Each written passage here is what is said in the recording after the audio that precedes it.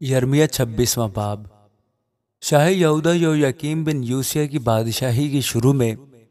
یہ کلام خداوند کی طرف سے نازل ہوا کہ خداوند یوں فرماتا ہے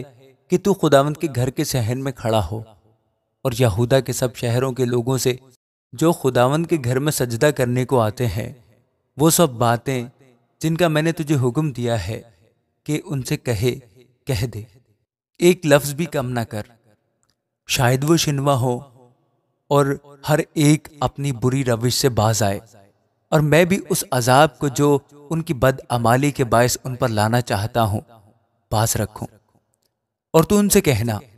خداوند یوں فرماتا ہے کہ اگر تم میری نہ سنو گے کہ میری شریعت پر جو میں نے تمہارے سامنے رکھی عمل کرو، اور میرے خدمت گزار نبیوں کی باتیں سنو جن کو میں نے تمہارے پاس بھیجا، میں نے ان کو بر وقت بھیجا پر تم نے نہ سنا، تو میں اس گھر کو سیلہ کی مانند کر ڈالوں گا اور اس شہر کو زمین کی سب قوموں کے نزدیک لعنت کا باعث ٹھہراؤں گا۔ چنانچہ کاہنوں اور نبیوں اور سب لوگوں نے یرمیہ کو خداوند کے گھر میں یہ باتیں کہتے سنا۔ اور یوں ہوا کہ جب یرمیہ وہ سب باتیں کہہ چکا جو خداوند نے اسے حکم دیا تھا کہ سب لوگوں سے کہے، تو کاہنوں اور نبیوں اور سب لوگوں نے اسے پکڑا اور کہا کہ تو یقیناً قتل کیا جائے گا۔ تو نے کیوں خداوند کا نام لے کر نبوت کی اور کہا کہ یہ گھر سیلہ کی مانند ہوگا اور یہ شہر ویران اور غیر آباد ہوگا؟ اور سب لوگ خداوند کے گھر میں یرمیہ کے پاس جمع ہوئے، اور یہودہ کے امراء یہ باتیں سن کر بادشاہ کے گھر سے خداوند کے گھر میں آئے اور خداوند کے گھر کے نئے پھاٹک کے مدخل پر بیٹھے،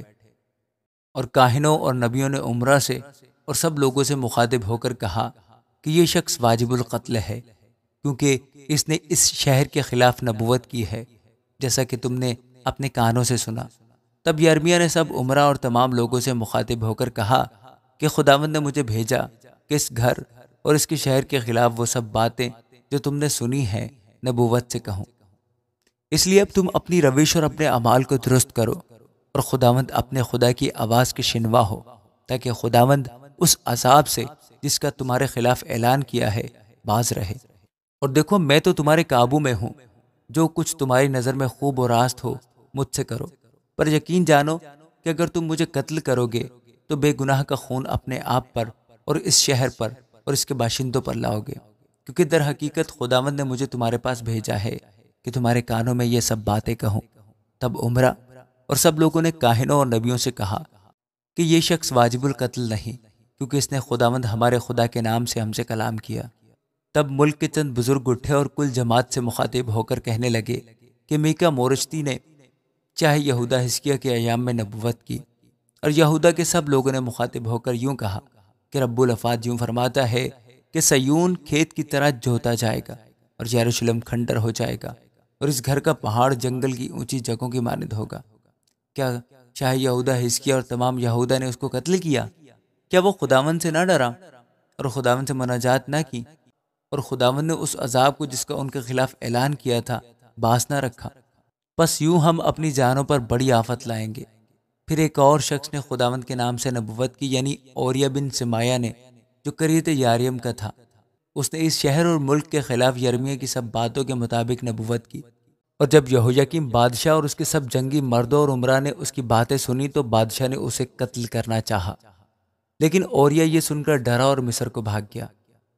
اور یہویاکیم بادشاہ نے چند آدمیوں یعنی الناتن بن اکبور اور اس کے ساتھ کچھ اور آدمیوں کو مصر میں بھیجا، اور وہ اوریہ کو مصر سے نکال لائے اور اسے یہویاکیم بادشاہ کے پاس پہنچایا، اور اس نے اس کو تلوار سے قتل کیا اور اس کی لاش کو عوام کے قبرستان میں پھینکوا دیا۔ پر اخیکام بن صافن یرمیہ کا دستگیر تھا، تاکہ وہ قتل ہونے کے لیے لوگوں کے حوالے نہ کیا جائے۔ آمین۔